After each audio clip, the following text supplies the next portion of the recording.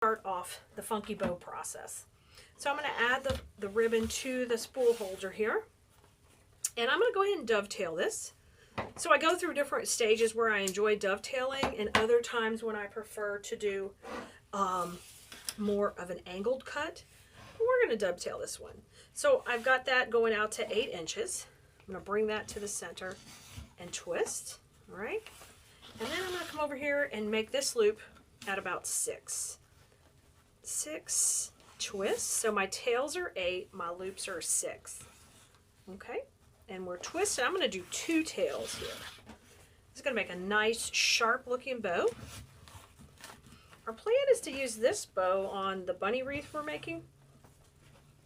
So I want to make sure it's got a nice foundation of the burlap kind of look in the back. All right. And we're going to cut that at an angle, cut down to the angle, and that gives you your first leg of the bow. Okay, got a nice foundation going. Now I'm going to come in with the pink. And I am going to do the pink. I think we'll dovetail them also, of course, but I think what we'll do is have the pink kind of just lay right over that last tail. Isn't that pretty when you layer them up together? So cute. And we're going to do these at 5.5, so a little bit shorter. 5.5. Twist when you get to the center. I'm going to loop it back around. 5.5. Twist. Okay, and I'm going to do 3. 3 of these loops on each side. Okay, and depending what side you're on this side, my right hand goes forward and my left hand goes back. And then when I'm all done, I scrunch it, meaning I don't need to twist it again, okay? And we'll come in and trim that just a couple inches shorter.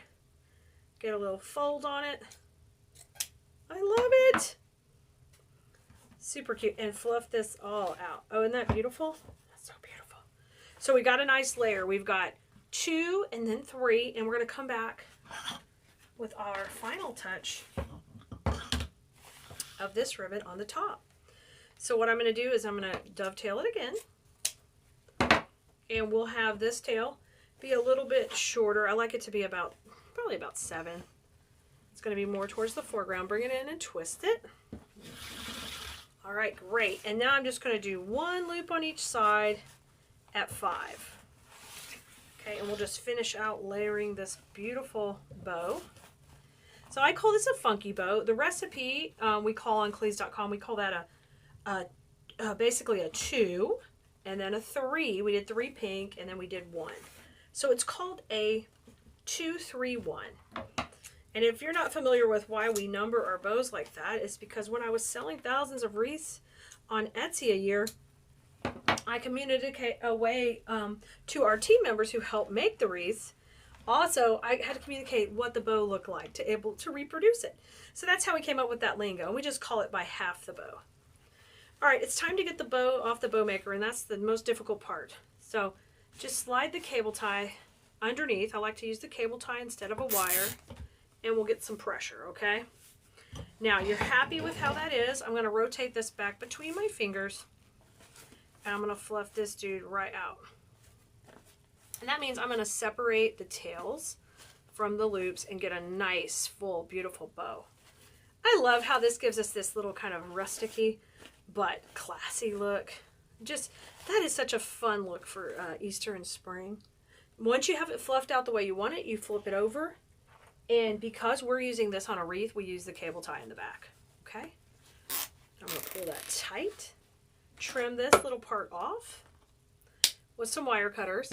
And then you can choose what you want in the middle. Because our wreath is predominantly pink we're going to use this on, I'm going to pull out the pink. I think that'll look cute. And we do need a piece in the middle because that's what covers up the mechanics that we use right in here to be able to make this bow. So I'm going to bring it right down the middle. Oh my gosh, how cute is that? Isn't that cute down the middle? Precious. Okay. I love it. So I'm going to pull that tight, and then